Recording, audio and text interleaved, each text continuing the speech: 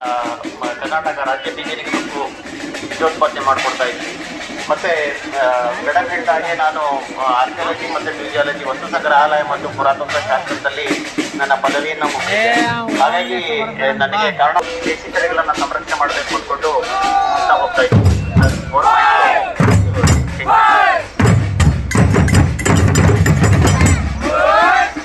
ನೀವು ನೋಡೋದಾದ್ರೆ ಇಲ್ಲಿ ಮಾವಿನ ತಳಿಗಳು ನೋಡ್ಲಿಕ್ಕೆ ಮೂಸಂಬಿ ಥರದ್ದು ವಾಸನೆ ಇರುವಂಥದ್ದು ಮಾವಿನ ಹಣ್ಣಿದ್ದಾವೆ. ಈ ಥರದ್ದು ವೈವಿಧ್ಯವಾದ ಮಾವಿನ ಹಣ್ಣಿನ ತಳಿಗಳನ್ನು ನಾವು ಸಂರಕ್ಷಣೆ ಮಾಡಿಕೊಂಡು ಇದನ್ನು ಒಂದು ನ್ಯಾಷನಲ್ ಪ್ರಾಪರ್ಟಿ ಆಗಿ NBPCR ಅಲ್ಲಿ ಇದನ್ನು ರಿಜಿಸ್ಟ್ರೇಷನ್ ಮಾಡ್ತಿದ್ದೀವಿ. ಮತ್ತು ಈ ವರ್ಷ PPF ನಲ್ಲಿ ಒಂದು 25 ವೆರೈಟಿಯನ್ನು ನಮ್ಮ ಹೆಸರಿನಲ್ಲಿ ರಿಜಿಸ್ಟರ್ ಮಾಡ್ತಿದ್ದೀವಿ. ಈ ರೀತಿ ವೈವಿಧ್ಯವಾದ ತಳಿಗಳನ್ನು ನಾವು ಸಂರಕ್ಷಣೆ ಮಾಡ್ತಾ ಇದ್ದೀವಿ. ಸುಮಾರು 6 ತಲೆಮಾರಿನಿಂದ ಇದನ್ನು ಸಂರಕ್ಷಣೆ ಮಾಡ್ಕೊಂಡು ಬರ್ತಾ ಇದ್ದೀವಿ. ಇದೇ ಥರ ಅದೊಂದೇ ಬೆಳೆಯಲ್ಲೇ ಅಲ್ಲ, ಬೇರೆ ಬೇರೆ ವೈವಿಧ್ಯವಾದ ಕಳೆ ಗಿಡಗಳಿರ್ಬೋದು, ನಮ್ಮಲ್ಲಿ ಬೆಳೆಯುವಂಥ ತರಕಾರಿ ಗಿಡಗಳಿರ್ಬೋದು, ಈ ರೀತಿಯಾಗಿ ವೈವಿಧ್ಯವನ್ನು ನಾವು ಕಾಪಾಡ್ಕೊಂಡು ಬರ್ತಾ ಇದ್ದೀವಿ.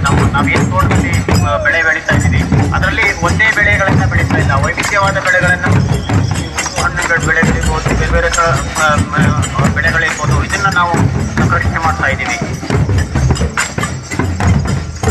ಇದರಲ್ಲಿ ನಮ್ಮ ಕೆಪಿಸರ್ ಹೇಳಿದಾಗೆ ತಮಣ್ಣಿನಲ್ಲೇ ಬೇರೆ ಬೇರೆ ತಳಿಗಳನ್ನು ನಾವು ಕೂಡ ಸಂರಕ್ಷಣೆ ಮಾಡ್ತಾ ಇದ್ದೀವಿ. ಸುಮಾರು ತಳಿಗಳಿದ್ದಾವೆ. ಕಪ್ಪು ಟಮಾಟೆ ಇದೆ, ಕೆಂಪು ಟಮಾಟೆ ಇದೆ, ಯೆಲ್ಲೋ ಚೆರಿ ಇದೆ, ರೆಡ್ ಚೆರಿ ಇದೆ. ಈ ಥರ ವೈವಿಧ್ಯವಾದ ಚೆರಿ ಟೊಮೊಟೊಗಳು ಮತ್ತು ಬೇರೆ ಬೇರೆ ಟೊಮೊಟೊಗಳನ್ನು ನಾವು ನಮ್ಮಲ್ಲಿ ಸಂರಕ್ಷಣೆ ಮಾಡ್ತಾ ಇದ್ದೀವಿ. ಮತ್ತು ಹಣ್ಣಿನ ಗಿಡಗಳಲ್ಲಿ ಸೀಬೆ ಇರ್ಬೋದು, ಸ್ಟ್ರಾಬೆರಿ ಇರ್ಬೋದು, ಆಮೇಲೆ ಪನ್ನೇರಳೆ ಇರ್ಬೋದು, ಅನಾನಸ್ ಇರ್ಬೋದು, ಈ ರೀತಿ ಬೇರೆ ಬೇರೆ ಥರದ್ದು ಹಣ್ಣಿನ ಗಿಡಗಳನ್ನು ಕೂಡ ನಾವು ನಮ್ಮ ಸಾಗಿನಲ್ಲಿ ನೆಟ್ಕೊಂಡು ಅದನ್ನು ಕೂಡ ನಾವು ಸಂರಕ್ಷಣೆ ಮಾಡ್ತಾ ಇದ್ದೀವಿ. ಯಾಕಂದರೆ ವೈವಿಧ್ಯತೆ ಇದ್ದಾಗ ಮಾತ್ರ ಅದರ ಒಂದು ವೈವಿಧ್ಯವಾದ ಕ್ಷೇತ್ರ ಅಂತ ಹೇಳ್ಬೋದು. ಯಾಕಂದರೆ ನಾವು ವೈವಿಧ್ಯವನ್ನು ಕಾಪಾಡಿಕೊಂಡ್ರೆ ನಾವು ಸಸ್ಟೈನ್ ಆಗ್ಲಿಕ್ಕೆ ಸಾಧ್ಯ ಆಗುತ್ತೆ.